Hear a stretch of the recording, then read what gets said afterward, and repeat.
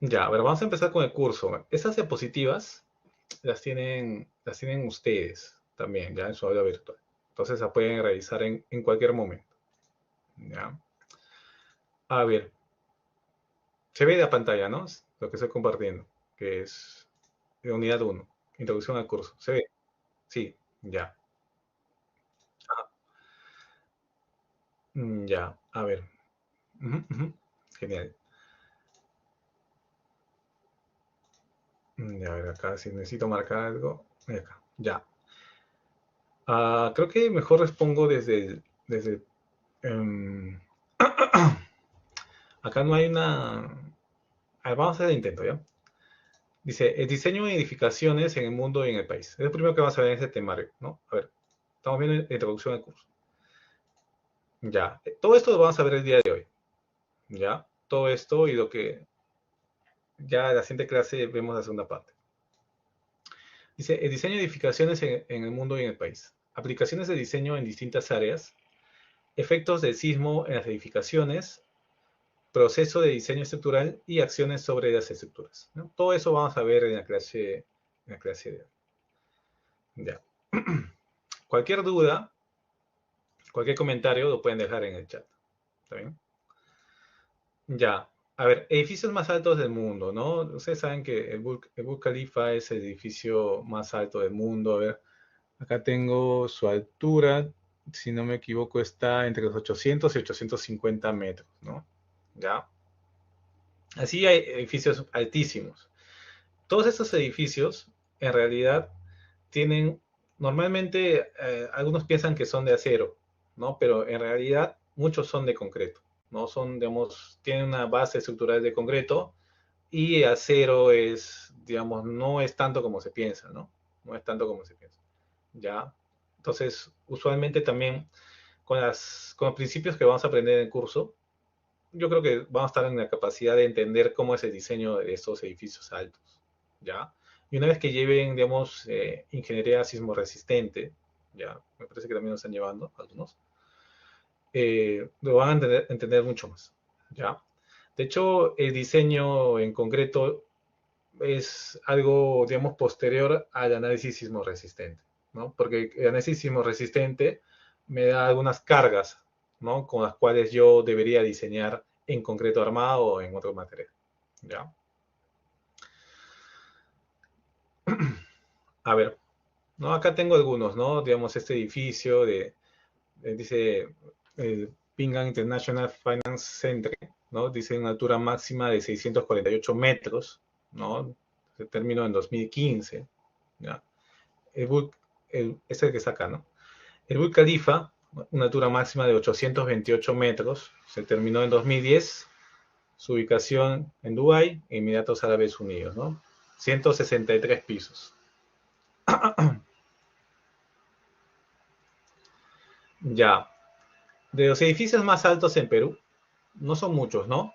Tengo la torre Rimac, ya, acá esta torre mide, a ver, 208 metros nada más, ya, solo tiene 208 metros, no es muy alto, ¿no? Ya, tengo este edificio hito cultural, 140 metros, ya. Entonces no son tan altos comparados con, digamos, los edificios más altos del mundo en realidad, ¿no? Ya, entonces en Perú no es que tengamos unos edificios muy altos que digamos, ¿no?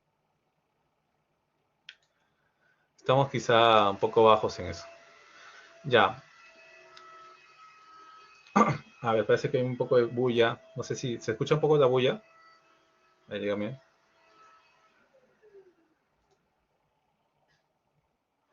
Casi nada, ¿no? De ese sí, creo que escucho un poco más.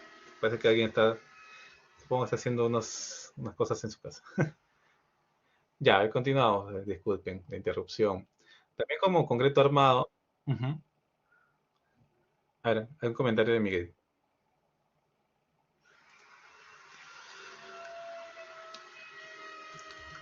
A ver, la torre de Rima, que yo sepa, aún no se ha construido, ¿no?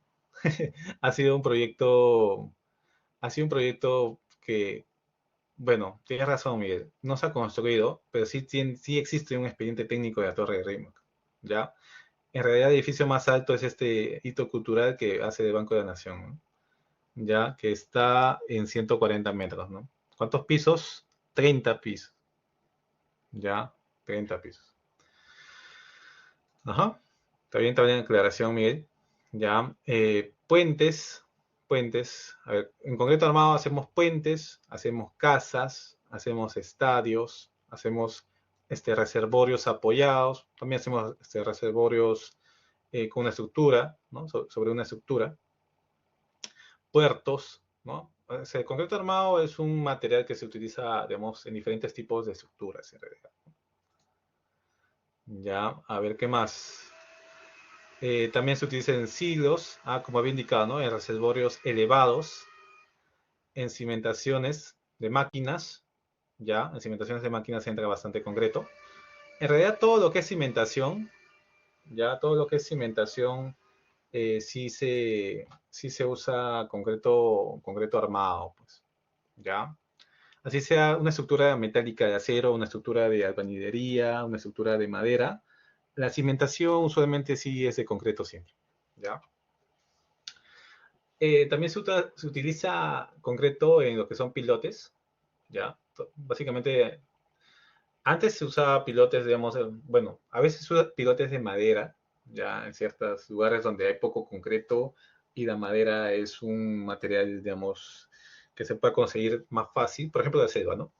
Ya en la selva es difícil conseguir agregado, entonces no se utiliza mucho concreto, se evita se trata de utilizar también bastante madera, ya, pero bueno, donde no hay esa limitante, sí usamos pilotes de concreto, porque obviamente el concreto es un material más resistente que la madera, ¿ya? Después, también utilizamos en la fabricación de adoquines para pavimentos, en losas industriales, ¿ya? Empresas, ¿no? Todo lo que son presas, tuberías de concreto, ya para obviamente las tuberías que están, digamos, debajo de, bueno, puede estar debajo de una vía, ¿no? Y en pavimentos de concreto, ¿no? Que se conoce como concreto o pavimento rígido, ¿no? Pavimentos de concreto armado, ¿ya? Entonces, nuevamente, ¿no? El concreto lo utilizamos de una manera, no sé, muy variada. También utilizamos bloques de concreto, ¿ya? También utilizamos viguetas prefabricadas, utilizamos viguetas prefabricadas pretensadas, durmientes pretensados, ¿ya? Eh, una variedad inmensa de cosas de concreto, ¿no? Como se dan cuenta, el concreto lo utilizamos en todo casi. Ya casi todas nuestras obras civiles tienen algo que ver con concreto. Así no estemos dedicados netamente a lo que es estructuras. De todas formas, pues vemos concreto, ¿no? Como les había indicado. De todas formas, pues vemos concreto, ¿no? Como les había indicado. Ya, ahora, a ver, veamos un poquito de lo que es, digamos, ingeniería sismo resistente, ¿no? Y eso, o sea, más allá de que yo pueda hacer un buen diseño en concreto, si yo no he determinado bien las cargas sísmicas, o las cargas, en realidad no sé un metrado de cargas, cargas muertas, cargas vivas, ¿ya? Mi diseño no va a servir de nada. Quizá en un diseño estructural lo más importante es el análisis estructural, ¿no? De hecho, si yo no hago bien un buen análisis, mi diseño estará mal, automáticamente, ¿ya? Es como equivocarse en una pregunta, ¿no? Me equivoqué en la pregunta uno que era análisis, y la pregunta 2 y 3 y 4 ya están mal porque me equivoqué de principio. Es algo así, ¿ya? Ahora acá ha habido fallas estructurales, obviamente, ¿no? Acá ha habido un volcamiento, ¿no? Un volteo de este edificio, ¿no? De hecho, probablemente por una falla, digamos, en el diseño, ¿no? Igual acá, digamos, tengo dos edificios, ¿no? Uno al lado del otro. Muchas veces se ve eso, ¿no? Ha pasado, digamos, algún tipo de desastre y este edificio que está marcado, ¿no? Ha fallado, obviamente por un mal diseño. Entonces, hay que tener mucho cuidado en lo que hacemos, ¿no? Porque, de hecho, están allí vidas humanas, ¿no? Eh, Nosotros, como vemos ingenieros, tenemos que asegurar que las edificaciones estén bien diseñadas, ¿no? Y bien construidas. Tipos de fallas. A ver, fallas. Acá, como pueden ver, acá hay una falla de columna corta, ¿no? ¿Ustedes saben qué es la falla de columna corta? Acá también se ve eso. A ver, díganme quiénes saben qué es una falla de columna corta. A ver, acá, mira, para hacer más rápido, por ejemplo, en el chat, ahí donde está el micrófono, no en el chat, ahí, en la parte inferior donde está el micrófono, al costado tienen unas cositas, ¿no? Unas opciones para poner sus estados. Entonces pueden poner, digamos, si saben, pueden poner de acuerdo. Por ejemplo, ahora yo estoy poniéndome de acuerdo, ¿no? Entonces también pueden, digamos, ahí poner, ¿no? Algunos estados, si es que no sé, hay algo, ¿no? Por ejemplo, si es que estoy muy rápido, me pueden poner más lento, o si estoy muy lento, me pueden poner más rápido, ¿no? Ya, aunque mejor no me pongan eso. Ya, pueden poner sus estados, ¿no? Pueden poner sus estados si es que hay alguna duda. También pueden comentar, obviamente. Traten de ser lo más interactivos posible, ¿no? Ahora, miren, yo les estoy haciendo una pregunta. ¿Ustedes tienen conocimientos previos sobre lo que es columna corta? A ver, díganme, a ver. ¿Saben qué es la falla por columna corta? A ver, Snyder sí sabe. Ya otras personas, a ver, somos 36 que están conectados actualmente, ¿eh? Es cuando no se respeta la separación entre los muros y las columnas. Perdón, dime de nuevo, René, no te escuché bien. Cuando no se respeta la separación entre los muros y las columnas. Sí, tiene que ver con eso. Dice, Josué dice, mucho esfuerzo concentrado en horizontales también es verdad. Sí. ¿Qué pasa con una columna corta? A ver, voy a dibujar, a hacer un dibujito acá. A ver, dice negro, dice, es una condición que en columna corta es una alta concentración de fuerzas horizontales debido principalmente a su corta longitud en comparación a una columna normal. Exacto. No, yo tengo, a ver, voy a dibujar una columna, ¿no? Ese es un marco normal, ¿ya? Pero si es que yo construyo un muro a esta altura, digamos, ¿no? Todo eso, digamos, es el muro, ¿ya? Lo que va a pasar, como también estaban diciendo, es que la concentración de fuerzas cortantes, ¿ya? Va a ser muy fuerte en esas zonas, ¿no? El diagrama de fuerzas cortantes allí va a ser algo así. Muy fuerte, ¿ya? Obviamente esa zona no se ha diseñado para esa cantidad de fuerza, ¿no? Y obviamente esfuerzos cortantes que van a existir, ¿ya? ¿Por qué? Porque usualmente han diseñado lo que está en azul, el pórtico, las dos columnas y la viga, pero no han diseñado, digamos, esa interrupción, esa este, restricción que le aplica el muro, digamos, de tabique, ¿ya? Y eso genera una falla, ¿no? Que se conoce como columna corta, ¿no? Y usualmente está en la zona de las ventanas, pues, ¿no? Como se ve en las imágenes, ¿ya? Eso es un tema más que de diseño, de mal detallado y de mala praxis de construcción, ¿no?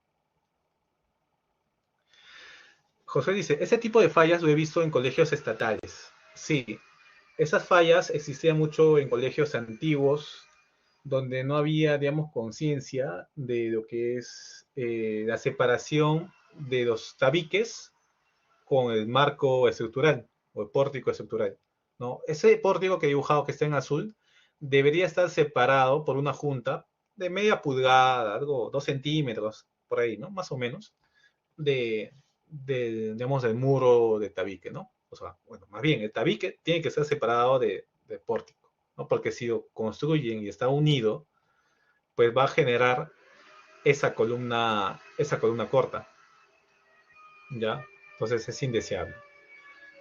Ahora, eso que me dices de colegios estatales es cierto, pero digamos en los últimos años ya no sucede eso porque ya, de las lecciones aprendidas se construye, digamos, dejando la junta adecuada, ¿no?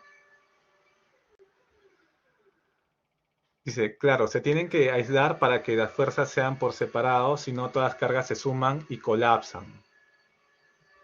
Ya, sí, exacto. Tiene que estar por separado, como dice Snyder, ¿no? Tiene que estar por separado, si no, existen esfuerzos no contemplados en el diseño, ¿ya? Y eso es lo que se debe de evitar a toda costa, ¿no? Uno tiene que construir para que se comporte como se ha diseñado.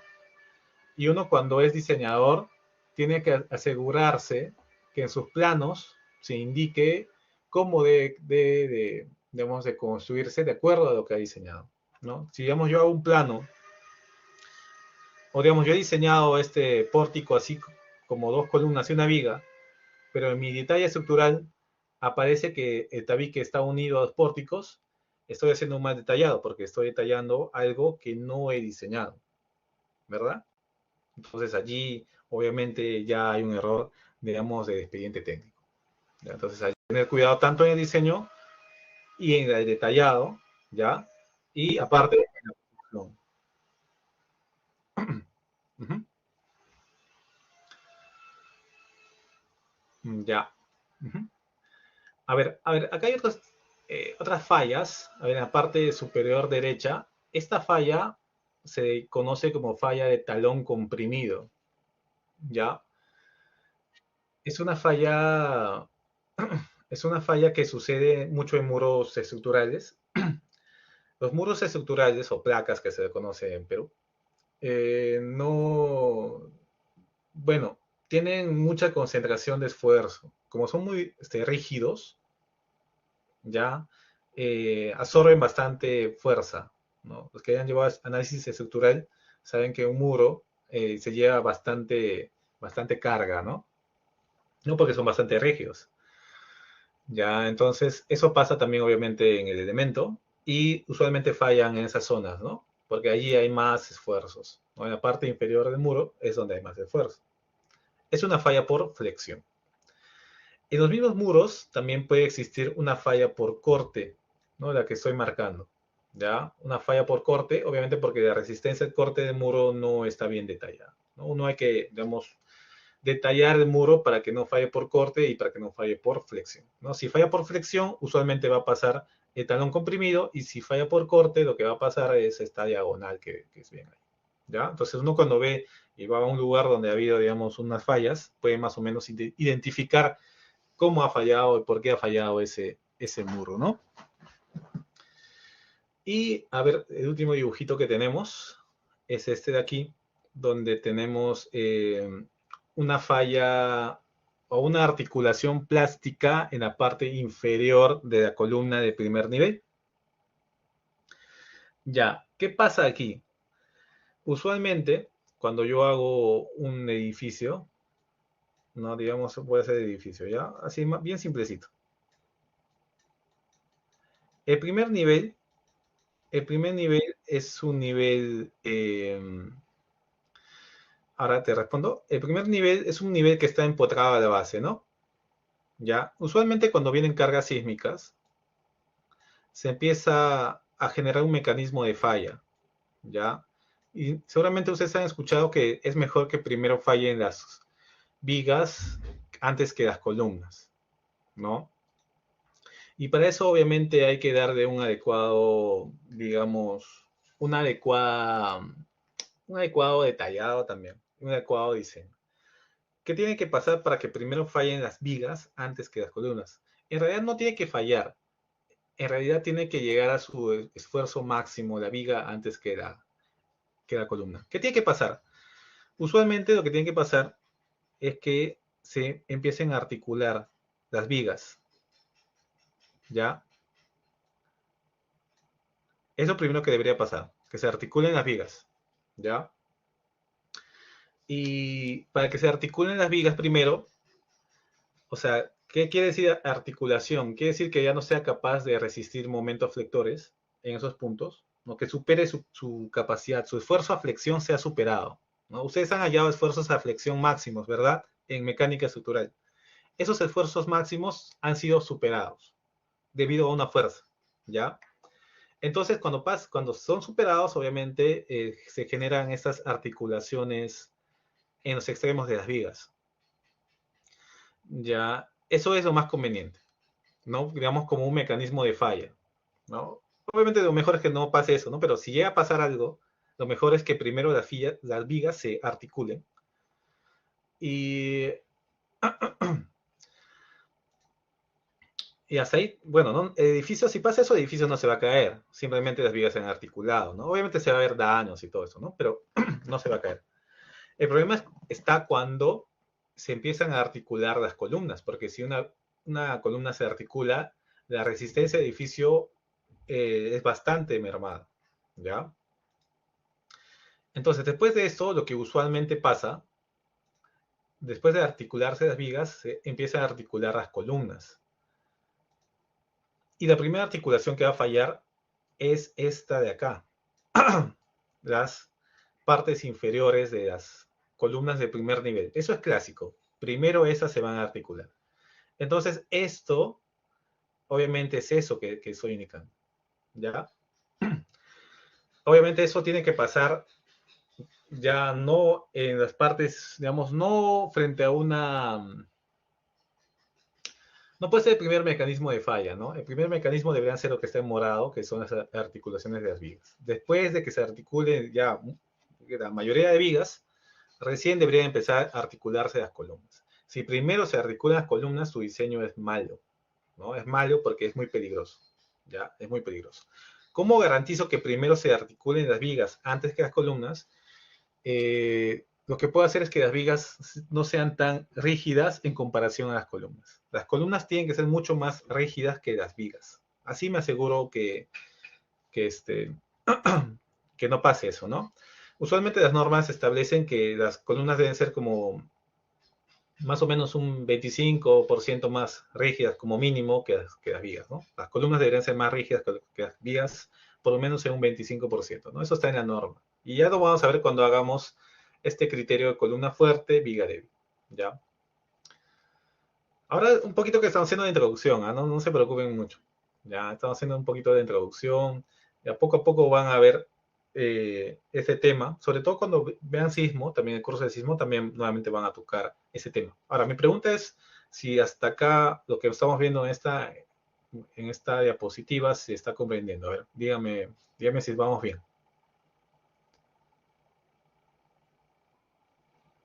Ujú. Sí, todo bien, todo bien, todo bien.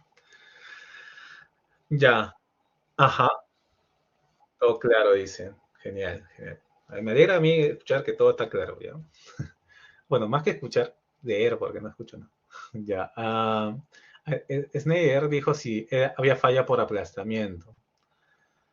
A ver, la falla por aplastamiento, no sería una falla por aplastamiento como tal, ya, pero digamos, esta zona sí podría decirse que ya se ha convertido en aplastamiento porque ya ha perdido la sección, prácticamente no existe, si se dan cuenta, ¿no? No existe, ya ha habido una falla muy grave en esa zona. Entonces, en esa zona sí hay desplazamiento de concreto, ¿no? ¿Ya? En esta zona, a ver, por lo que veo, ya más esta articulación, lo que dice es, o sea, esa articulación que está acá ya está en un estado muy crítico y ya podría decirse que también es aplastamiento, como dice Sneer, ¿ya?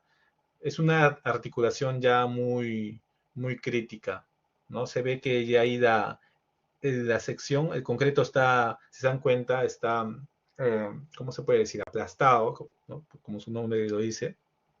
Ya no mantiene, digamos, una unidad, ¿no? Son pedazos de concreto que están ahí, digamos, de una forma atrapados, ¿no? Eso prácticamente no tiene nada de resistencia, ¿no? Ya es un aplastamiento, como dice Snyder. Ya está en un nivel de articulación ya muy grave, ¿no? Un daño muy grave. ¿Está bien? ¿No? Una articulación en su estado inicial no se ve así. Ya esto ya está muy dañado. ¿Está bien?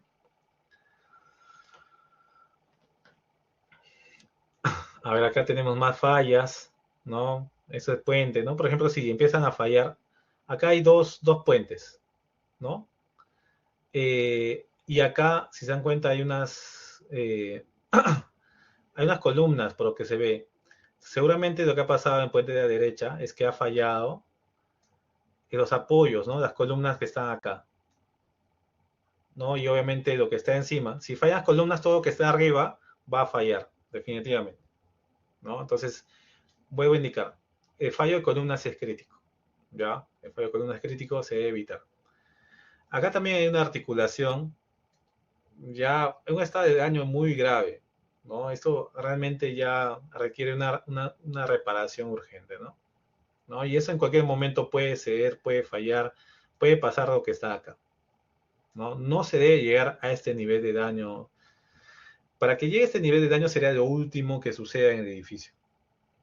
Como vuelvo a indicar, primero no debe pasar esto.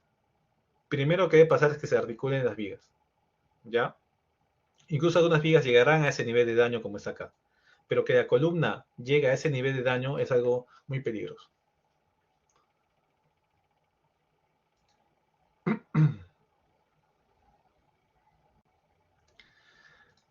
Ya, ya, eso como digamos introducción de daños. A ver, hablemos de estructuras de concreto armado o reforzado también como se conoce. Dice, una estructura puede concebirse como un sistema, es decir, como un conjunto de partes o componentes que se combinan en forma ordenada para cumplir una función dada, ¿no? Ahí tengo la estructura. Y la estructura tiene obviamente fundaciones, tiene, o sea, cimentaciones, tiene columnas, tiene losas, tiene muros, tiene vigas, ¿no? ¿Ya? Ahora, losas y placas, o sea, las placas, hay un término un poquito que se confunde acá en el país. Las placas son elementos horizontales, ¿ya?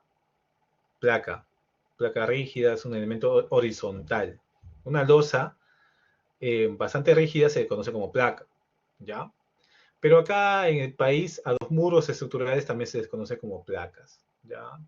Lo más usual es que placa en Perú, alguien se está refiriendo a un muro estructural, a una placa, ¿ya? No, estructuras de concreto reforzado nuevamente, ¿no? Acá tengo, digamos, las zapatas, ¿no? Ahora voy a marcar las zapatas, ¿ya? Sobre las zapatas puede haber un pedestal, que es esta zona que está acá, que es la parte de la columna que está enterrada, ¿no? Ya, también tengo columnas interiores, columnas interiores. ¿Qué más tengo? Eh, tengo estos brackets, ¿no? Elementos a corte, ya. Son unos pedestales también que están allí. Eh, a ver qué más veo acá. Tengo vigas, ¿no? Acá se ven las vigas,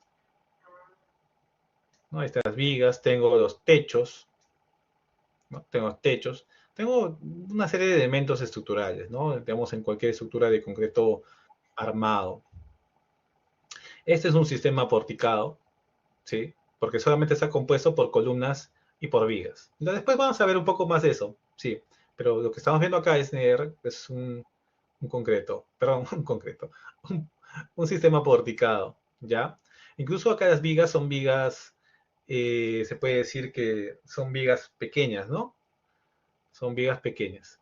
Entonces, cuando tengo un sistema con vigas de muy poca rigidez, usualmente lo que va a necesitar la losa es unos capiteles, como esos cuadrados que se ven acá. Eso de repente no lo vamos a ver tanto en el curso, ¿ya? Pero cuando ustedes, o cuando se haga un diseño de losas, lo que pasa en esas zonas es que las fuerzas cortantes son muy grandes.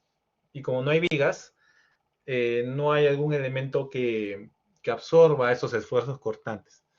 Y por eso esas zonas se refuerza, digamos, con una losa mucho más ancha o de un espesor más grande, ¿no? Si usualmente una losa tiene 20 centímetros de espesor, esas zonas tienen 40 o 50, ya por el esfuerzo cortante de esas zonas. Eso pasa nuevamente, vuelvo a indicar, cuando no existen vigas, digamos, de peraltadas, vigas de unas dimensiones normales, ¿no? Los aceros de las columnas son continuos, sí, de todas formas, sí.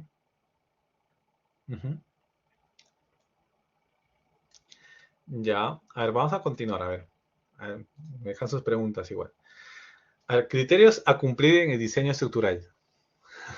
Dice, las estructuras se diseñan para cumplir la función a la que está destinada con un grado razonable de seguridad y de manera que tenga un comportamiento adecuado en condiciones normales de servicio. A ver, ¿qué criterios de diseño tengo? A ver, primero, ya, lo primero, de arquitectura. Ya, eso es como un tema, digamos, de los arquitectos, ¿no? Que ellos buscan tener un... Si hablamos, por ejemplo, de una edificación, una edificación pues bonita, ¿no? Con, digamos, especial también. Por ejemplo, esta, ¿no? Que tiene esa forma, ¿no? No es vertical, ¿ya? Eso para nosotros siempre va a ser un poquito más complicado de diseñar, ¿no? Ajá, ajá. Eh, y nosotros, como ingenieros, tenemos que asegurar algunas cosas. La rigidez, ¿ya? O sea, que el edificio se comporte de manera, digamos, segura frente a sismos, sobre todo, ya por eso la rigidez, ¿no? Que tenga una rigidez importante, ya, ya, ahorita vamos a comentar, voy a terminar la idea y respondo a lo que me dicen. Después tenemos la resistencia, esto tiene que ver mucho con el diseño ya. Una vez que yo tenga, de acuerdo a la rigidez que más que todo he puesto, digamos, elementos estructurales para que eviten el desplazamiento lateral, ¿ya? Eso se hace mucho cuando haga un diseño sismo resistente. Y una vez que yo tenga eso, empiezo a diseñar cada elemento, elemento por elemento. Eso tiene que ver mucho con la resistencia, ¿no? Porque cada elemento, por ejemplo, una columna, una viga, va a estar sometido, digamos, a una cantidad de carga, ¿no? Ya sea una carga lateral, ya sea una carga de gravedad. Y debido a esas cargas yo diseño, ¿no? Hallo sus esfuerzos y con eso diseño, ¿no? Y eso, digamos, se representa en la imagen de acá, ¿no? Por ejemplo, acá yo tengo diagramas porque veo diagramas de momentos. Con esos momentos yo diseño, pues, ¿no? Y obviamente algo que nos importa también es la economía, ¿no? O sea, no porque queremos, digamos, asegurar que algo sea demasiado seguro, vamos a exagerar, voy a decir así, y vamos a hacer una edificación más cara de lo que debería ser. O sea, un buen ingeniero, tanto constructor como elaborador o proyectista, tiene que ver el tema de la economía, ¿no? Para eso, a veces es conveniente utilizar distintos sistemas estructurales, distintos materiales, distintos, digamos, planes de obra, ¿no? A veces es conveniente utilizar concreto prefabricado, incluso, ¿no? Materiales prefabricados. Todo con la intención de que sea, digamos, económico y al mismo tiempo sea seguro. Ambas cosas, ¿no? Tiene que haber un equilibrio. A ver, leo los comentarios. Dice, a ver, en resumen, que sea posible construir realmente teniendo estándares de seguridad. Ajá, de hecho, exacto, es un buen resumen. Dice, me han comentado de tipos de diseños especiales, ya sea a base de resistencia o plasticidad. ¿Cuáles podrían ser? La, la resistencia o plasticidad, parece, ese comentario es más que todo, a ver, si me hablas de plasticidad, yo lo asocio más con el diseño de mezcla de concreto, ¿no? Es un diseño especial porque obviamente hago que el concreto sean de altas resistencias. Cuando yo tengo un concreto de alta resistencia, usualmente en un diseño normal tendría bastante cemento, ¿no? En un concreto. Y eso hace que sea poco trabajable. Entonces lo que se aumenta es la plasticidad de, del material, del elemento, de concreto, para que sea posible, digamos, hacer el vaciado, ¿no? Ya eso es un diseño especial. Ahora, si me hablas de plasticidad de análisis no lineal, ¿no? Porque ya trabaja en el rango plástico, o sea, los elementos trabajarían en el rango plástico. Se podría diseñar a partir de un objetivo de diseño. O sea, ¿qué pasa? Yo, como os he mostrado acá, ¿no? En imágenes previas, Por ejemplo, los edificios tienen tipos de falla, ¿no? Entonces, cuando yo, para analizar ese tipo de edificaciones con estas fallas, ¿no? Cómo se forman las articulaciones plásticas y todo eso, tengo que hacer un análisis no lineal, ¿ya? Y eso ya obviamente lo estoy viendo en el rango plástico del material, ¿no? Porque esto obviamente ya no está. ¿Se acuerdan de mecánica de materiales que había un rango elástico, un rango plástico? Entonces, usualmente, ustedes cuando llevan análisis estructural o mismo mecánica, eh, estudiaban todo en el rango elástico. Pero, ¿qué pasa? Yo tendría que estudiar en el rango plástico, ¿no? Esto, a ver, esto es la deformación, esto es el esfuerzo, y esta es la curva, por ejemplo, de acero, ¿no? ¿No? Ustedes cuando diseñaban, a ver, ahorita vamos a seguir hablando, pero cuando ustedes analizaban la estructura, usualmente analizaban el rango elástico, que es lo que estoy marcando, ¿no? En anaranjado, ¿no? Todo lo que está en anaranjado. Pero digamos, esta columna que hemos visto acá, la última, no va a estar ahí, obviamente. Cuando yo analice esa columna va a estar por acá, ¿entiende? El esfuerzo y la deformación ha llegado a ese punto que he marcado con una X, ¿ya? Tanto en acero como en concreto, ¿no? Habría que analizar material por material, ¿ya? O el material en conjunto, ¿no? Digamos, toda la sección con el material compuesto de acero y concreto, ¿ya? Llega a ese punto. Y ese es un diseño especial, ¿no? Porque, digamos, yo puedo analizar desde el punto de vista de los desplazamientos o digamos, no lineal, cómo se va a comportar el edificio, ¿no? También existe ese diseño especial, pero no está normado. Ya es más un tema de investigación, ¿ya? No es que esté normado. La norma no nos exige hacer ese tipo de diseños, ¿ya? A ver si, no sé si le comentaba a Alex, más o menos si me has entendido, ¿no? Lo que me estabas preguntando.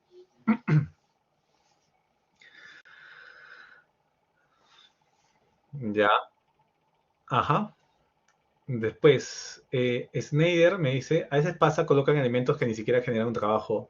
Sí, exacto, eso con el tema de la economía, exacto, sí. A veces también, sí, lo hacen a ojo de buen ingeniero y no se encargan de verificar o se aseguran mucho, ¿no? A veces yo conozco bastantes ingenieros que, digamos, ya algunas cosas no las diseñan y se aseguran mucho y ponen algo muy grande, ¿no? Y obviamente si tú lo sometes a un diseño, eso está exagerado, ¿no? Pasa. Para columnas creo que piden una resistencia de 280 como mínimo, ¿verdad, profesor? Eh, la resistencia como mínimo es 175, ya en elementos de concreto armado. Eh, para zona sísmica, la resistencia como mínimo es usualmente 210 y 280 las piden a veces cuando estás por temas, digamos, de exposición, ¿ya? Por ejemplo, cuando se tiene una cimentación, a veces en el suelo existe agentes químicos del propio suelo, ¿no? Ya sulfatos o otras cosas, o sales, ¿ya? Que afectan al concreto. O también cuando está, digamos, en un reservorio de agua, ¿ya? La misma norma exige que el concreto sea como mínimo 280, ¿ya? Pero si no está, digamos, en ese tipo de condiciones, lo usual es, y el más clásico es usar el concreto 210, a, ¿no? A menos que sea, digamos, necesario incrementar la resistencia, ¿ya? Incrementar la resistencia. A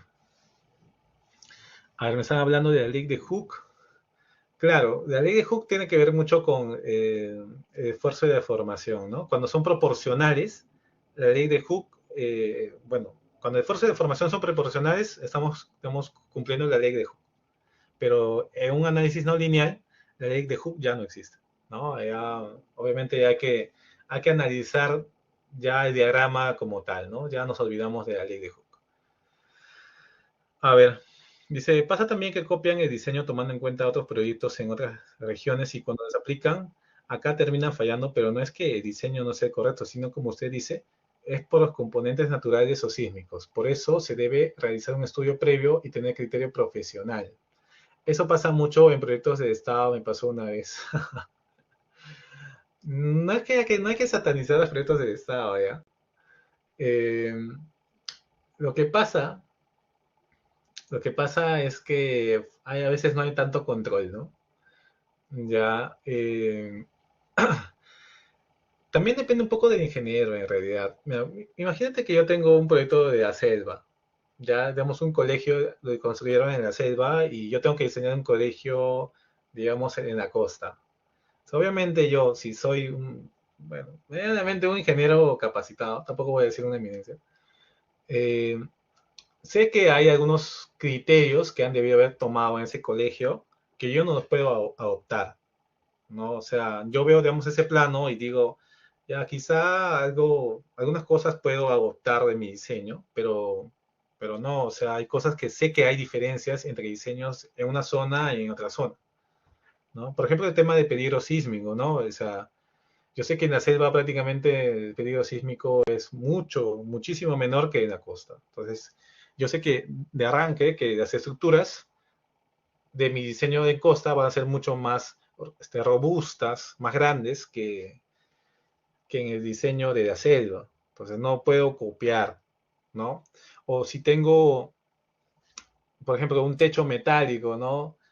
Hay zonas donde el viento es mucho más fuerte, ¿no? La fuerza del viento es mucho más considerable que en otras. Entonces tendría que ver el mapa eólico, de ver el viento, cómo lo tomo en una zona o en otra zona, ¿no? Entonces ahí es un tema de criterio. O sea, hay cosas que sí, yo puedo ver un proyecto y yo cuando veo proyectos hay cosas que veo y rescato, ¿no? Y así mis propios proyectos los mejoro, ¿no? Porque, digamos, a veces veo cómo detallan, por ejemplo, ¿no?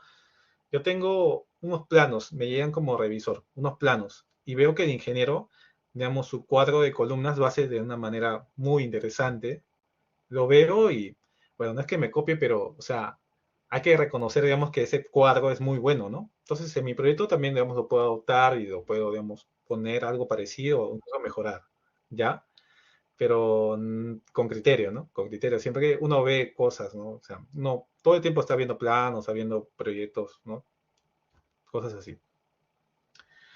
Dice, lo comento porque nos dimos cuenta en los aditivos que pedían porque en Piura no se necesitaba y era un parque. Ah, claro. Es que, bueno, si hay un tema de aditivos, de hecho, claro, o sea, los aditivos es porque lo necesita en particular por algo, ¿no? Y si lo están poniendo es porque lo han copiado, sí, como dices, no puede que lo hayan copiado pues sin analizarlo mucho, ¿no? Sí, puede ser, puede ser. Sí, hicieron un copy-paste. No, eso nunca es bueno hacer un copy-paste. Nunca es bueno hacer un copy-paste así, sin, al menos eh, revisar, ¿no? O sea, porque siempre, o sea, siendo sinceros, siempre copiamos cosas, adoptamos cosas, o sea, nadie va a decir que yo hago exactamente de cero algo, ¿no? O sea, en esas épocas, ¿quién te va a decir eso? O sea, no, tampoco para que te mientan, ¿no? Pero cuando uno toma algo, puedo indicar, tienes que analizar y ver si lo puedes llevar a tu propio proyecto, ¿no? Tiene que ser así, ¿ya? No todo es compatible, ¿no? No todo. Hay cosas, obviamente, que sí, pero otras cosas que no.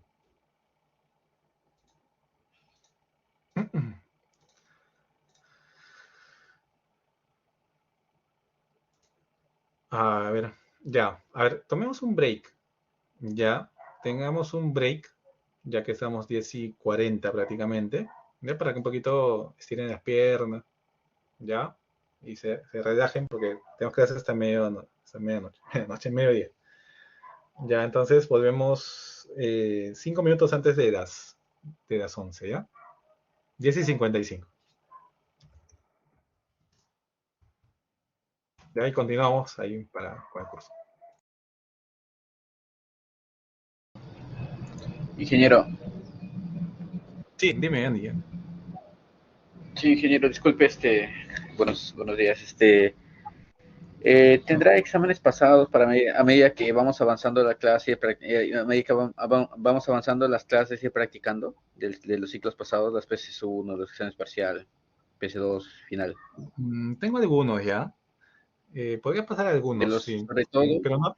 sobre todo de los ciclos anteriores, ¿no? O sea, de los ciclos inmediatamente anteriores, como son 2022-2, 2023-0. mm, Ir Mira, practicando a medida que vamos avanzando con los temas. normalmente del siglo pasado no lo tengo porque yo no llevé. Ya no hice este curso en el siglo pasado, pero solamente te digo que no ha cambiado mucho digamos, las prácticas. Ya son muy, digamos, los temas son usualmente los que vienen. Entonces no hay mayor diferencia. Ya, pero sí les voy a pasar Eh, ejercicios. Incluso los ejercicios que yo hago en clase no difieren mucho pues de lo que viene en las si prácticas. toman Así que tampoco se preocupen. para practicar a medida que vamos avanzando con los temas, quisiera que nos pase, por favor. Ya, yo les voy a dar algunos ejercicios propuestos, ya sacados de prácticas anteriores, ya para que también los vean. Pues. ¿Está bien? Sí, y los exámenes no lo podría pasar. Ya, está ¿Lo bien, tiene? está bien. Sí, sí tengo algunos. Ok. Pero cuando gracias, profesor. Lo pasa el día. ¿Para cuándo? Eh, déjame unos días, pues, por favor. Ya, está Ok, bien. ok. Ok, gracias.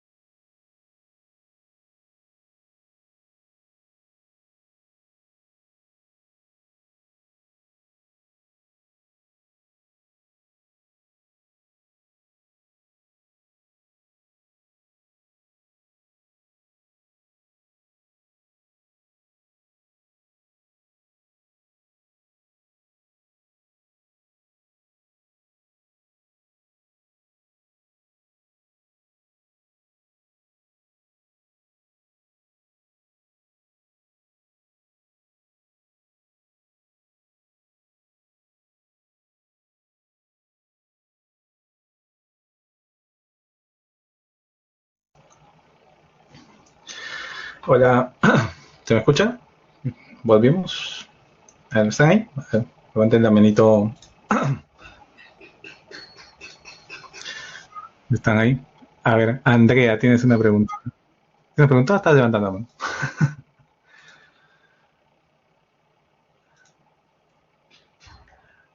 Ya, bueno, Andrea. Creo que estás levantando la mano de que estás presente, ¿no? Sí, ya, está bien. Ya, a ver, quedan unas cuantas diapositivas. Creo que vamos a acabar antes, ¿ya? No había visto bien. Ya, para no un poquito lanzar tanta información el día de hoy. ¿Ya? A ver, estamos viendo este tema de criterios de diseño. No tengo resistencia, arquitectura, rigidez, economía. No todo esto. ¿Ya? Ah, a ver, perdón un momentito, un minutito por favor. Quiero ver de la siguiente clase cuántas diapositivas son.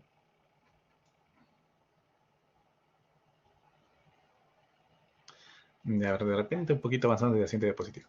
Ya. A ver, viendo ya. Ahora empecemos con el proceso de diseño estructural. Ya, pues, proceso de diseño estructural. De hecho, cuando yo hago un diseño, el proceso de diseño estructural. Ya, pues, proceso de diseño estructural.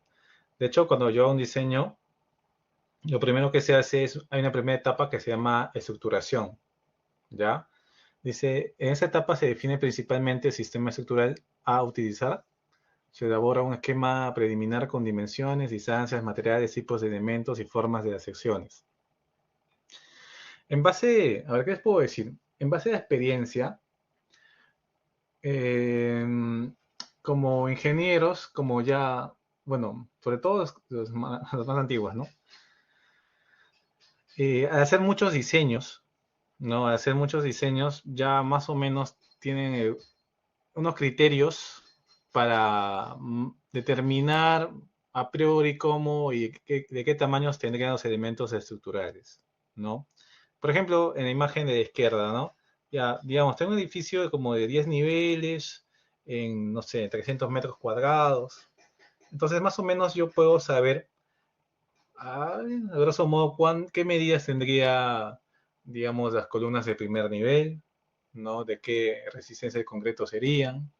También podría saber, según las luces de las vigas, o sea, según las longitudes de las vigas, qué, digamos, medidas tendría la viga, ¿no? Según la zona sísmica, también podría más o menos determinar si tendría muros estructurales o no tendría. También más o menos podría ver qué tipo de losa podría ejecutar, ¿ya? Entonces, eso se llama estructuración, ¿no? Y básicamente ahí como dice, ¿no? Es predimensionar los elementos estructurales, ¿ya? Para saber de qué tamaños tendría, ¿no? Ya, en el proceso de diseño estructural, dice etapa 2, estimación de acciones. Dice, en esa etapa se identifican las acciones que van a actuar sobre el sistema estructural durante su vida útil. Ya, entonces, yo puedo tener dos tipos de cargas.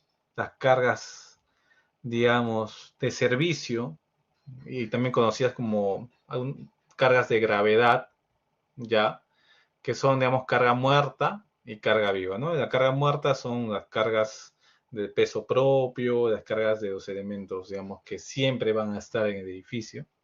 Por ejemplo, muros de tabiques, ¿no? Instalaciones. No son cosas que siempre van a ser edificios, ¿no? Cargas muertas, ¿ya? Las cargas vivas, que son, digamos, las cargas variables, por ejemplo, las personas, los muebles, ¿ya? Eso, digamos, tiene como cargas de gravedad porque usualmente son cargas verticales, ¿no? En la dirección de la gravedad. Ya, y también voy a tener cargas laterales que usualmente son o bien cargas de sismo o bien cargas de viento, o también podrían ser cargas de contención, ¿no? Cargas de presión. Por ejemplo, acá en el primer nivel, si fueran muros, acá habría una presión, ¿no? Unas cargas, digamos, laterales, ¿no? ¿Ya? La presión de suelo. Ya.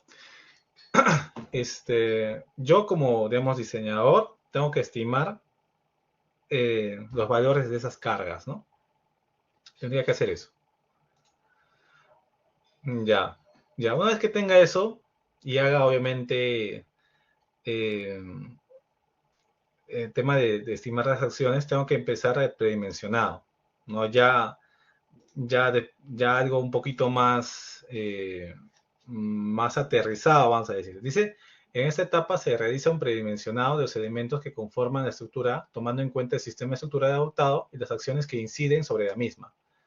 En esta etapa es fundamental la experiencia del ingeniero, ya que un predimensionado óptimo reduce el tiempo de análisis.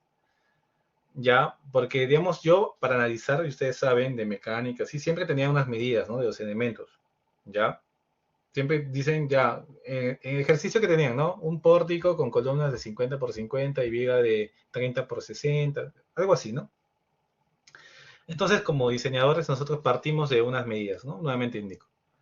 ¿Ya? Y si hago bien ese trabajo, más o menos ya va a quedar unas medidas casi ya a las finales, ¿no? Ya va a haber poca, digamos, variedad en lo que voy a plantear inicialmente y en lo que finalmente va a quedar, ¿ya?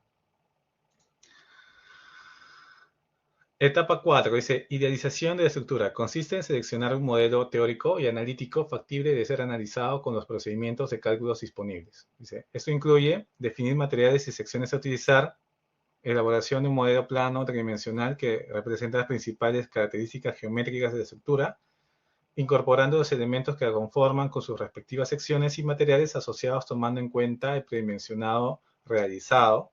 Eso normalmente se hace en los programas, ¿no? ETABS, A2000, CPCAD, ¿no? El que manejen, ¿no? ¿Ya? Establecer las condiciones de unión entre los elementos y los vínculos de apoyo de la estructura. Eso también, bueno, los apoyos, sobre todo, por ejemplo, hay apoyos empotrados, apoyos articulados, ¿ya? Ese tipo de apoyos, cada uno de esos apoyos, en realidad, tiene un costo también, ¿no? Hacer un apoyo empotrado es más caro que hacer un apoyo fijo, ¿ya? A veces son necesarios, a veces no, ¿ya? Entonces allí habría que diseñar y también detallar el plano para que se comporte. Por ejemplo, si yo hago un apoyo empotrado, mi cimentación tiene que estar detallada para que se comporte como un apoyo empotrado o lo más parecido, lo más cercano a eso, ¿no? Ya si no, obviamente, el detallado no correspondería a lo que yo he diseñado, ¿no? Entonces allí habría obviamente que tener cuidado, ¿no? Después, aplicar las acciones permanentes, variables y accidentales, ¿no? Estos de accidentales, por ejemplo, puede ser pues un tema, no sé, de un choque o cosas así, ¿no? Ya, también puede ser considerado que es un sismo también como algo accidental, ¿no? Bueno, porque sucede muy poco, ¿no? Ya. Obviamente el sismo de diseño de la norma, ¿no? En la norma o sea, ustedes saben que hay sismos fuertes, sismos no tan, sismos leves. En la norma tiene un sismo que es fuerte, se puede decir que es fuerte. Ya, obviamente no siempre va a suceder ese sismo, ¿no? O sea, si el sismo ocurre no tan seguido, ¿no? Entonces, tiene una probabilidad no tan alta de que suceda, ¿no? ¿Ya? Bueno, depende obviamente de la zona, ¿no? Si estoy en la costa, la probabilidad es más alta que si estoy en la selva, ¿no? Y así, ¿ya? Pero nosotros, digamos, de todas formas, diseñamos para ese sismo, ¿no? Para el sismo que te impone la norma, ¿no? No tiene una magnitud. Algunos dicen que la norma diseña para magnitud 7, para magnitud 8, no es así. Simplemente la norma te da una aceleración del suelo que tiene una probabilidad de que ocurra un sismo digamos, de esa intensidad cada 500 años, ¿no? Ya, entonces, tú diseñas para ese sismo, ¿ya? Pero no es que tenga una determinada magnitud, eso no es así. Ya, ¿no? Acá está, digamos, la idealización de la estructura, ¿no? Ya yo, por ejemplo, ya planteo mis modelos estructurales, ¿no? Con sus muros, pórticos, losas, ¿no? Yo ya más o menos veo cómo se va a comportar, ya estoy idealizando la estructura, ¿no? En mi cabeza, cuando a mí, por ejemplo, me traen para hacer un diseño, ya en mi cabeza estoy viendo dónde van a estar las columnas, dónde van a estar los muros, qué problemas voy a tener por la arquitectura misma, ¿no? Uno ya con la experiencia va aprendiendo a hacer eso, ¿no? ¿Qué más? Después viene, digamos, esto, el análisis estructural, ¿no? Y como se había indicado, esto es lo más importante en cualquier diseño, ¿ya? Se define como el procedimiento que lleva a la determinación del sistema estructural ante la solicitación de las acciones externas que puedan incidir sobre dicho sistema. La respuesta de una estructura o de un elemento bajo una acción determinada está en función de sus propias características y puede expresarse en términos de deformaciones, desplazamientos, tensiones, fuerzas, reacciones, vibraciones, agrietamiento, etc. O sea, yo cuando hago el análisis estructural, y obviamente eso ya, obviamente el análisis, tengo que analizar también ya con los materiales que voy a utilizar. Allí puedo obtener todo esto, ¿no? Deformaciones, desplazamientos, tensiones o esfuerzos, ¿no? Fuerzas, las reacciones digamos, en el piso, vibraciones, agrietamientos, todo eso puedo determinar con análisis estructural, ¿no? Y de acuerdo a eso yo voy a plantear un diseño, ¿no? Entonces, si eso, digamos, el análisis está mal, de arranque, el diseño va a estar mal. O sea, no importa qué tan bueno sea yo haciendo diseño en concreto armado, si no sé hacer un buen análisis estructural, ¿ya? Ya, la parte de diseño. Dice, en esta etapa se definen los elementos que cumplen bajo los criterios de resistencia y de servicio. Ya, después vamos a ver qué cosa es resistencia, qué es servicio exactamente. Tomando en cuenta las máximas solicitaciones provenientes del análisis y los aspectos normativos que apliquen. Ya. Obviamente diseñamos para que resista las máximas solicitaciones, ¿no? Ya. Y también tenemos que tomar en cuenta lo que nos indique la norma, ¿no? La norma en este caso de concreto armado, ¿no? Ya. En diseño estructural, por ejemplo, acá veo un encuentro viga-columna, ¿no? En un nudo estructural, ¿ya? En ese nudo hay una concentración importante de refuerzo, ¿no? Entonces ahí también tengo que tomar en cuenta el diseño del nudo, por ejemplo, ¿no? Ya, y eso habría que verlo en la norma, ¿no? La norma también te da algunas consideraciones para el diseño de nudos, de columna y viga, ¿no? Por ejemplo, ¿no? Es un ejemplo, digamos, simple. Ya. Hasta acá. ¿Vamos bien? ¿Todo claro en lo que son los procesos de diseño? ¿Quedó claro todo? A ver, antes de cambiar. A ver, Marco tiene una pregunta. Sí, profe, más o menos, ¿cuál es el tiempo que se requiere para hacer un diseño estructural? Desde la etapa uno hasta terminar todas las etapas. Mira, depende un poquito, primero de la experiencia. La primera vez que a mí me cayó, bueno, que me dieron un edificio para que hacer, me demoré, obviamente, ¿no? Porque, digamos, poquito como que no hay tanta práctica. Ya, y sí, me demoré, pues, ¿no? Haciendo, ya era algo simple, creo. Pero, digamos, a medida que uno va haciendo más y más, se demora menos, ¿no? Porque estas etapas, por ejemplo, la etapa de estructuración ya es como que está en la cabeza, ¿no? Estimación de acciones también, ¿no? Uno va haciéndolo de manera un poco más rápido todo, ¿no? Entonces, por ejemplo, uno da su tiempo, ¿no? Digamos, cuando yo hago, o viene un diseño. Por ejemplo, imaginemos ese edificio, ¿ya? De 10 pisos, 300 metros cuadrados. Entonces, uno estima más o menos cuánto de tiempo yo me tomaría, o cuántas horas de trabajo me tomaría en hacer esto. Ya. También tendría que evaluar el tiempo una cosa es, hay varios tiempos. El tiempo de estructuración, cada uno de estos toma un tiempo. Y estos tiempos, por ejemplo, etapa 1, etapa 2, etapa 3, yo creo que se puede hacer en un día, normal, todo, ¿ya? Del ejemplo que te estoy dando, ¿no? Etapa 4, etapa 5, esto quizás tome un día también, un par de días, ¿no? Etapa 5, etapa 6 sí toma más tiempo porque hay que diseñar, o sea, los programas te dan esto, ¿no? Cuando uno, digamos, le aplica un programa, dependiendo de la dificultad, puede tomar 1 o 2 días de análisis. el diseño también toma su tiempo porque hay que diseñar columnas, hay que diseñar vigas, hay que diseñar losas. Depende de la complejidad, ya qué tan complejo es lo que tengas que diseñar. Depende también si sabes diseñar. Por ejemplo, a veces, imagínate que hay algo que yo no sé diseñar bien, ¿no? Por ejemplo, viene así una estructura un poco especial. Imagínate que viene una escalera helicoidal de concreto, ¿no? Y digamos, yo nunca he diseñado eso. Pues ahí me voy a demorar un poco más, ¿no? En análisis trataré de determinar bien, digamos, sus esfuerzos, ¿no? Desplazamiento, ¿ya? Allí me voy a demorar, pero si es que yo ya todo lo que está en el edificio yo sé, digamos, diseñarlo de manera rápida, me voy a demorar menos, ¿no? Quiero que me entiendan eso. Entonces, eso de diseño, pues tomará también unos días, ¿no? 2, 3, 4 días, dependiendo, ¿no? Y algo que también toma es, bueno, no es acá creo, pero es en producir los planos, ¿ya? Y producir los planos yo creo que demora incluso más que todo lo anterior, ¿ya? Porque es hay que hacerlo bien claro, hay que hacerlo bien, tiene que tener todos los detalles, ya, todos los detalles necesarios para que se entienda, digamos, cómo va a ser la construcción.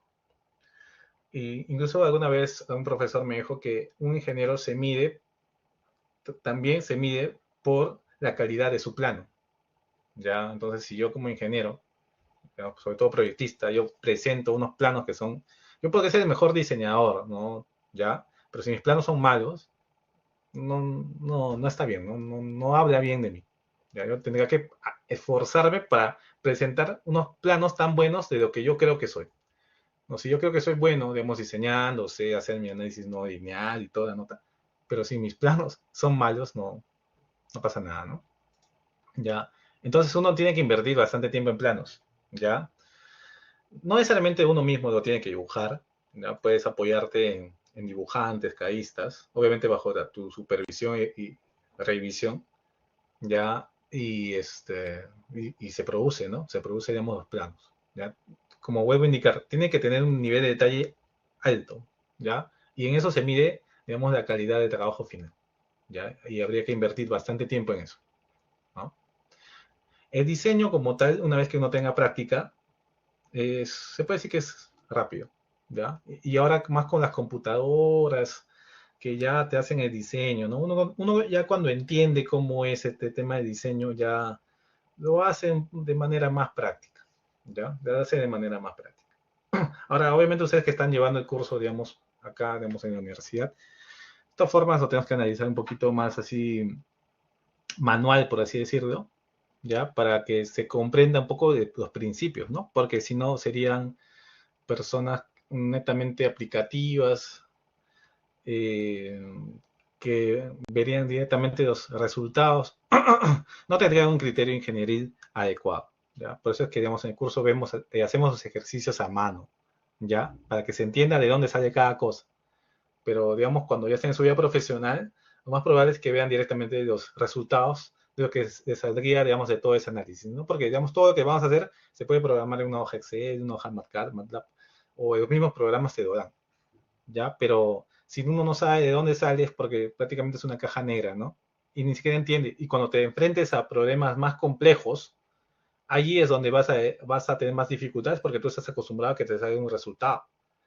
Pero cuando tú sabes de dónde sale, puedes como que manipular y manejar cómo se comportaría, digamos, con esas variables que tendría tu nuevo problema. Entonces, por eso es bueno saber de manera manual cómo se determina cada cosa, ¿ya? Y, y más que el diseño, el análisis es lo más importante, ¿ya? El análisis es, o sea, un ingeniero se mide qué tan bueno o malo sea realmente en su capacidad de hacer análisis estructural, ¿ya? Análisis estructural. Bueno, no sé si les quedó claro, están conformes con mi respuesta. ¿O hay alguna duda más?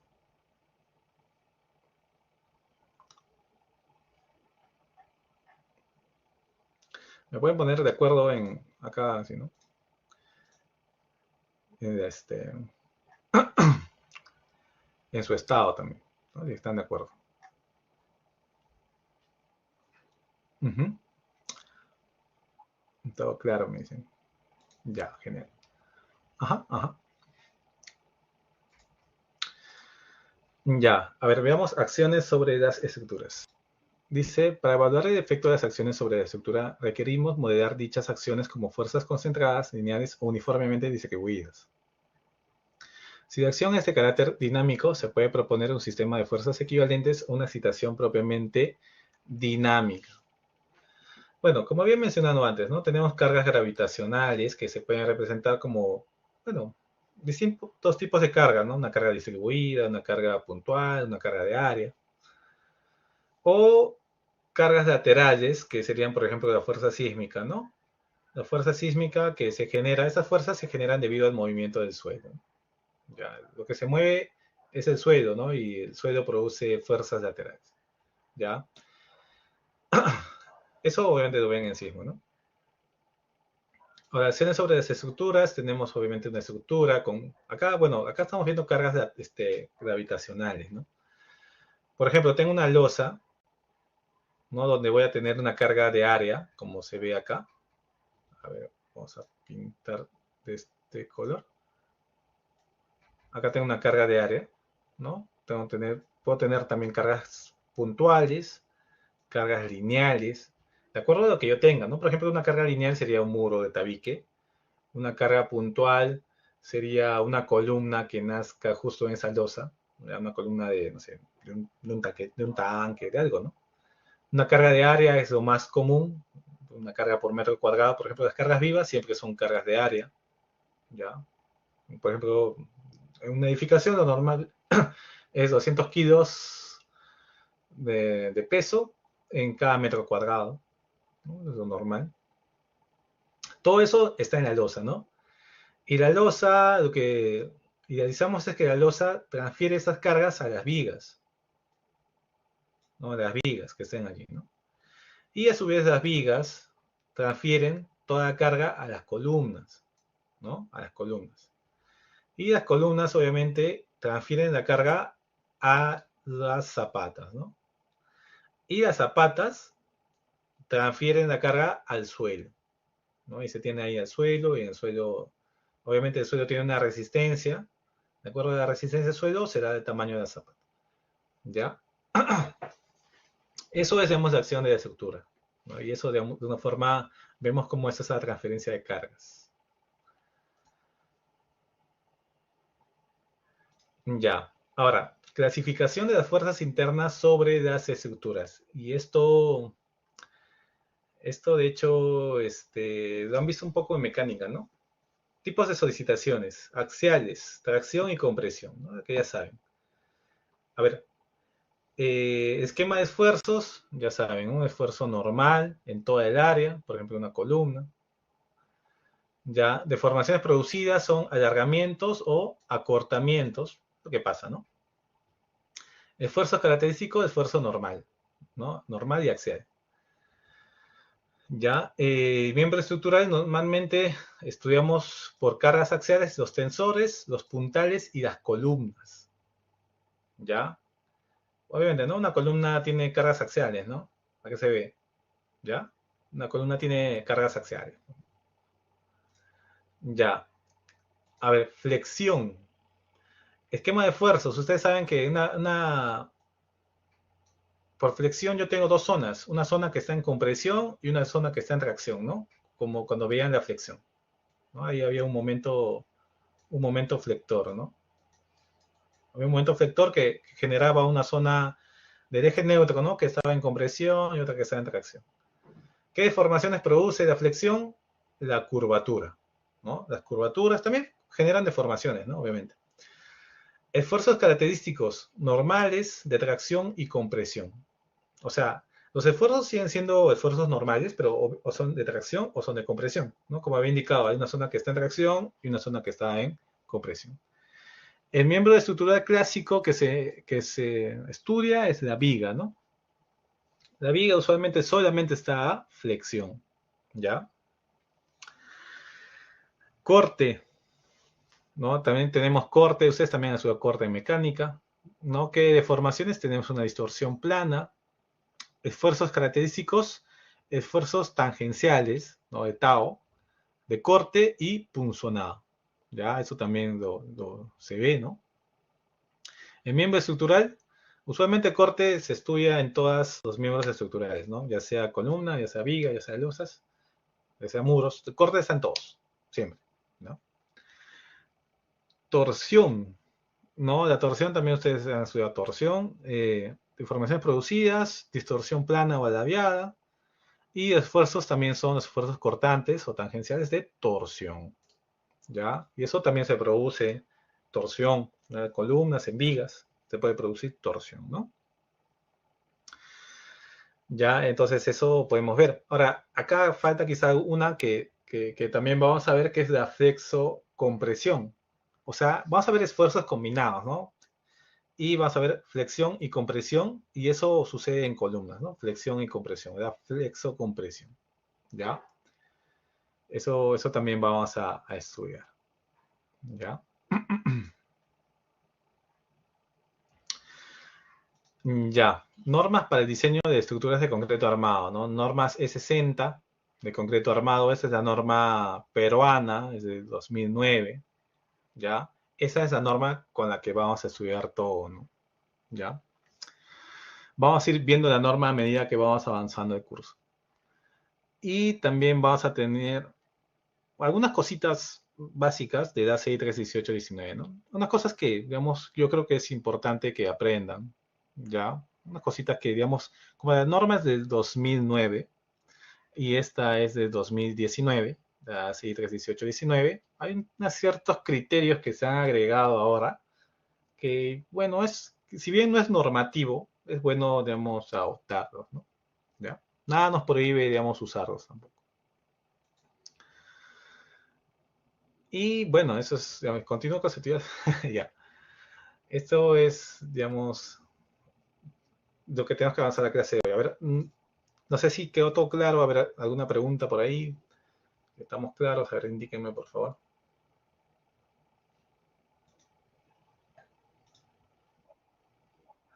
Todo claro. Todo claro, dicen. Ya. Ajá. Vamos bien, entonces. A ver, déjenme ver un momentito.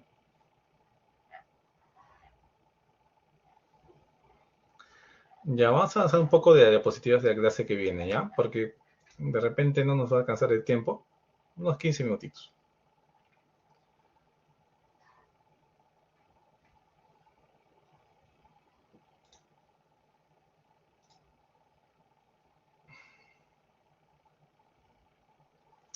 Ya, esto tenemos que ver la clase, es la siguiente clase, ya, que es propiedades de concreto y de acero.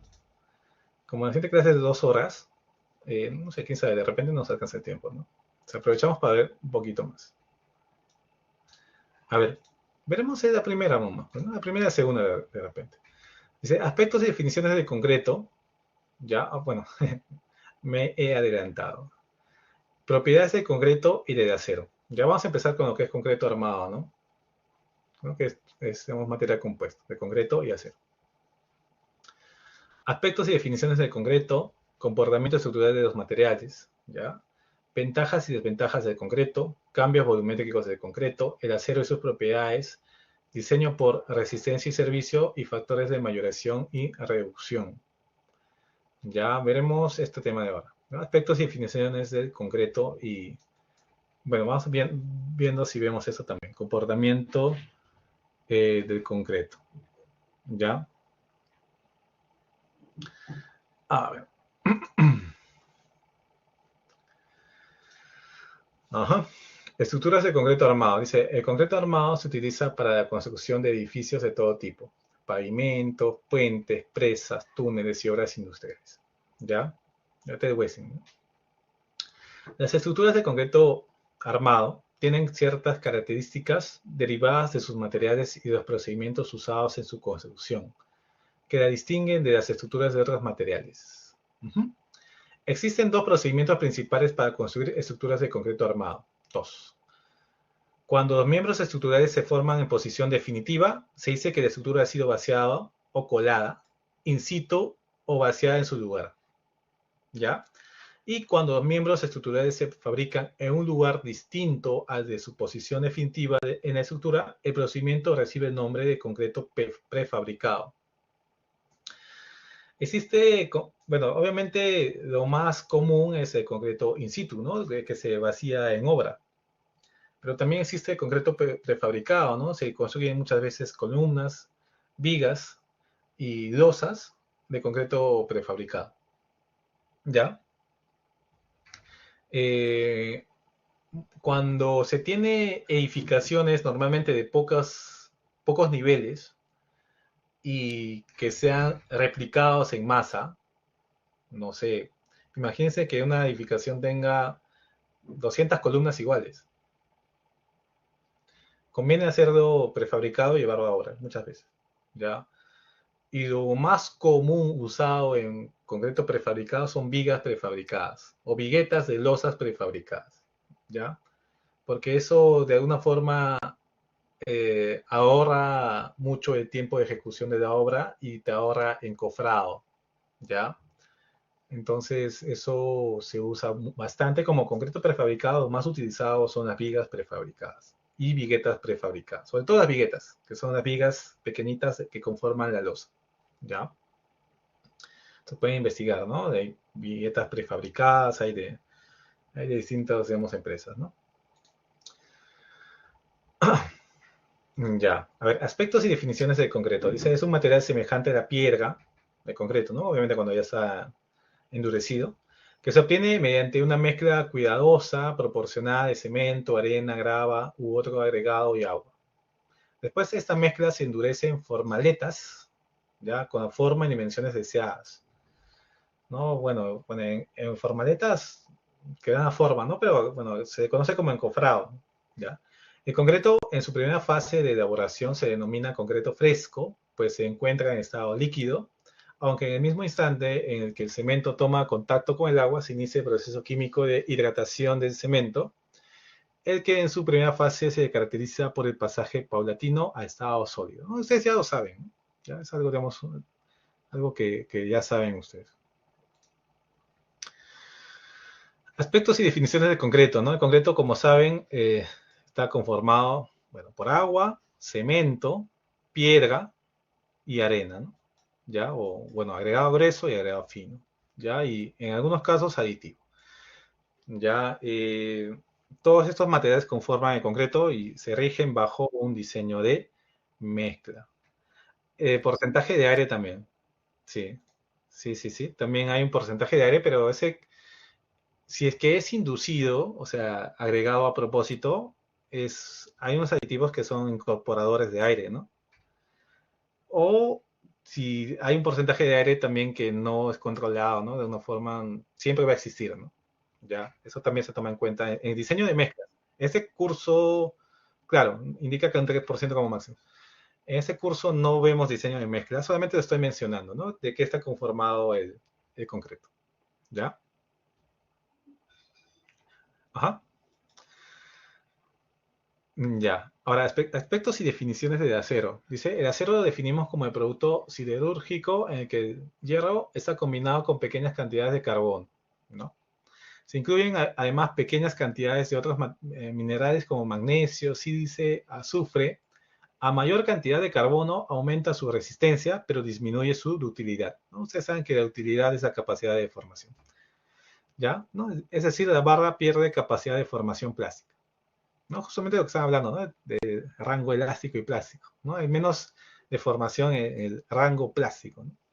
También es llamado barras de refuerzo, cabilla o varillas, ¿ya? Esos son sus nombres, ¿no? Sobre todo varillas y barras de refuerzo se usa más acá en el país, ¿no? Si uno va a otros países, te van a decir cabillas de acero. Y ya pueden ir entendiendo, ¿no? Usualmente las barras de acero trabajamos con aceros corrugados, que son estas protuberancias pequeñas que tiene la barra, ¿ya? ¿Por qué se pone? Se pone porque eso le da mayor adherencia al concreto, ¿no? La unión entre concreto y acero es mejor, ¿no?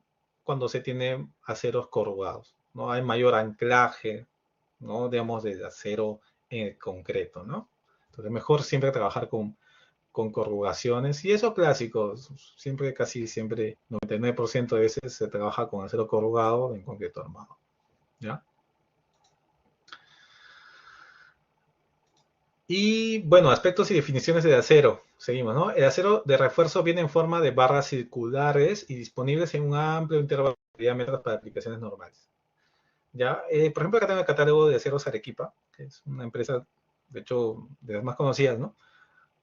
Que venden, pues, barras de acero, ¿no? Digamos, de 6 milímetros de diámetro, de 8 milímetros y de 12 milímetros. Eso, digamos, en el sistema internacional, ¿no? Y en el sistema MKS en pulgadas, 3 octavos, media pulgada, 5 octavos, 3 cuartos, 7 octavos, 1 pulgada, 1 y 3 octavos. Ah, no, el sistema inglés, que digan, disculpe. ¿Ya? Sí, antes se usaba el de 1 cuarto de pulgada, ¿no?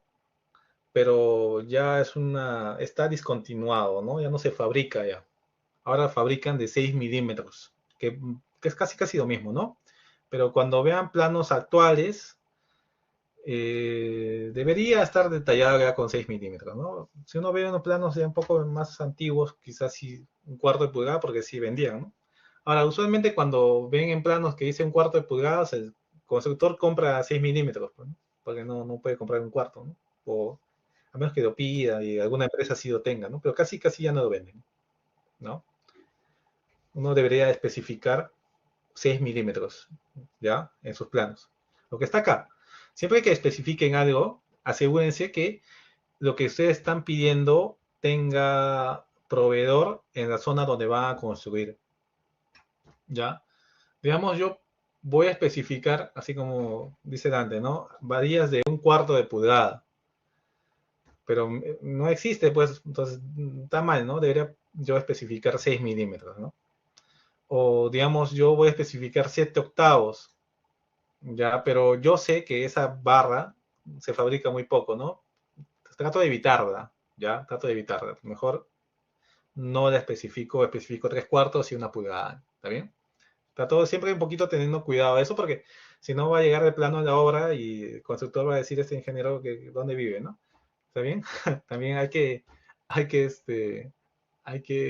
pensar un poco en eso, ¿ya?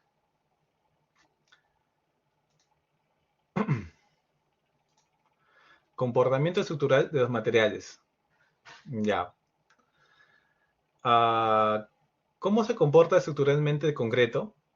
Ya, sabemos, ¿no? El concreto trabaja bien a la compresión y mal a la tracción. Dice, el concreto ciclópeo o simple, sin refuerzo, ya sin refuerzo, es resistente a la compresión, pero débil a la tracción, lo que limita su aplicabilidad como material estructural. ¿Ya? O sea, no podemos trabajar, o sea, si de mi análisis estructural yo sé que mi elemento va a estar sometido a tracción, pues obviamente no debería ejecutarlo con un concreto simple, ¿no? Estaría mal. Ahora, ¿cómo se comporta estructuralmente el acero de refuerzo? Bien a la compresión y muy bien a la tracción. ¿Por qué solamente bien a la compresión? Porque si recuerdan, hay un tema que se llama pandeo local de barras a compresión, que llevaron en mecánica, y eso limita, ¿no? Eso limita, digamos, la resistencia de un elemento a compresión, ¿ya? Pero cuando está a tracción, pues no hay ese límite, porque el pandeo solamente es a compresión. Entonces, el acero, usualmente las barras de acero, son barras, pues, delgadas, ¿no? Acabamos de ver, ¿no? 1 pulgada, 1,3 octavos de pulgada. Las más gruesas, en sección, son barras muy pequeñas en sección. Entonces, estas siempre van a tener problema de compresión de pandeo, ¿no? Entonces, no son tan buenas como atracción, ¿no? Siempre la compresión van a tener el tema de pandeo, ¿ya? Ahora, ¿qué pasa? El concreto armado sometido a flexión. Ahora, ¿qué pasa? El concreto armado sometido a flexión. Ya, cuando yo aplico un concreto armado sometido a flexión, ¿qué tengo, no? Tengo, digamos, un elemento, por ejemplo, ese elemento que ven acá a la izquierda, ¿no? Donde yo le aplico una carga puntual. De la carga puntual voy a tener de mi eje neutro, a ver, estoy dibujándolo. Ya, ese es mi eje neutro. Voy a tener la parte superior a compresión y la parte inferior a tracción, ¿verdad? Eso ya lo saben, de concreto, bueno, de mecánica, ¿no? Entonces, ¿qué pasa? En la parte que está tracción, o sea, yo sé que el concreto a compresión es bueno, ya, entonces, lo que está en compresión puede ser solamente concreto, podría ser solamente concreto, ¿no? Pero la parte que está, la parte inferior, ese concreto no me va a servir, no me va a ayudar mucho, ¿no? Lo que voy a necesitar es, ya, voy a necesitar colocarle una barra de acero, y es la que está dibujada acá, en la parte de tracción. Allí le coloco una barra de acero, ¿no? En la parte de tracción, ¿no? Y eso va a ayudar obviamente a resistir las cargas, ¿no? Sobre todo en el tema de la flexión, ¿no? ¿Ya? Y acá tengo obviamente su diagrama de momento flector, ¿no? Ahí me dice justamente, ¿no? El momento flector, ¿no? Digamos, en la parte central es, digamos, máximo, ¿no? Y los cortantes también, digamos, son los extremos, ya también tengo valores máximos de cortante, ¿no? ¿Ya? De acuerdo, obviamente, al análisis, ¿no? Obviamente esto de los diagramas sale de mi análisis estructural. De acuerdo a eso yo diseño, ¿no? Nuevamente indico, todo depende del análisis. Un buen diseño tiene que estar relacionado a un buen análisis estructural.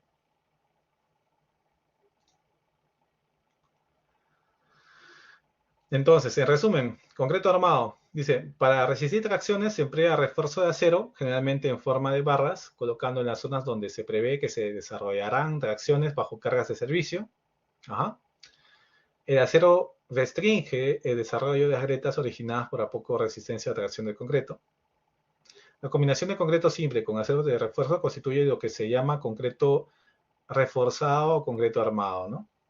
Concreto armado es igual a concreto simple más acero de refuerzo, ¿no? ¿Está bien? ¿Cómo vamos hasta acá? ¿Todo bien?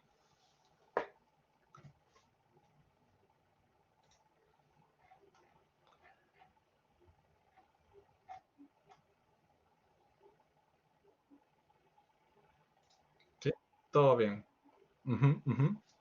Genial.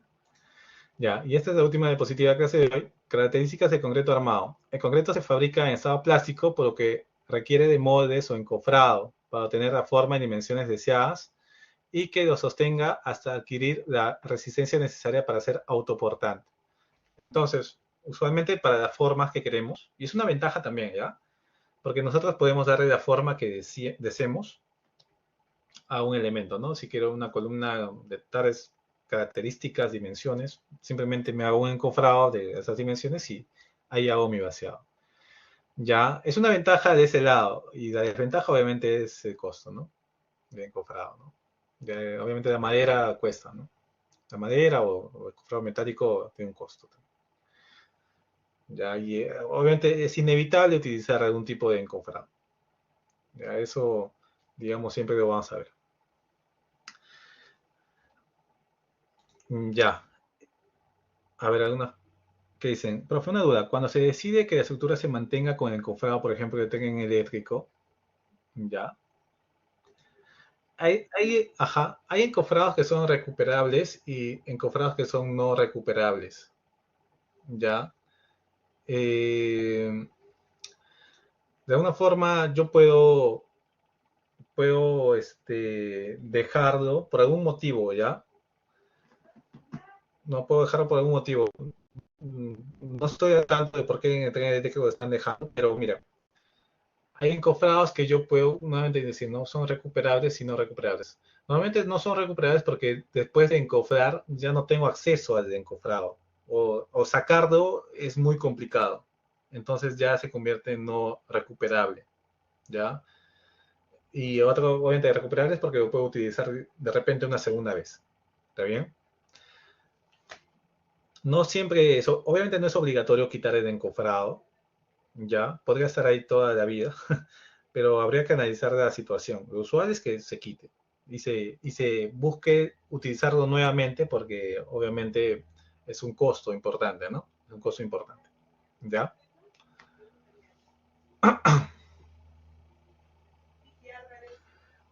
Ujú. Ya.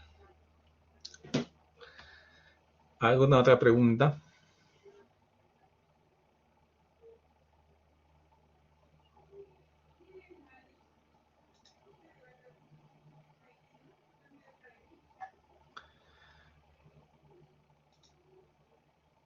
Bueno, creo que no hay más preguntas, ¿no? Ya. Ya, cualquier cosa, ya. Entonces, acabamos ahora la clase. Ya, terminamos la clase. Les voy a pedir que repasen, digamos, todo lo que hemos estado viendo. Ya continuamos la siguiente clase con lo que falta de la presentación. Eh, Voy a buscar unas prácticas, exámenes, ¿no? Como les había prometido.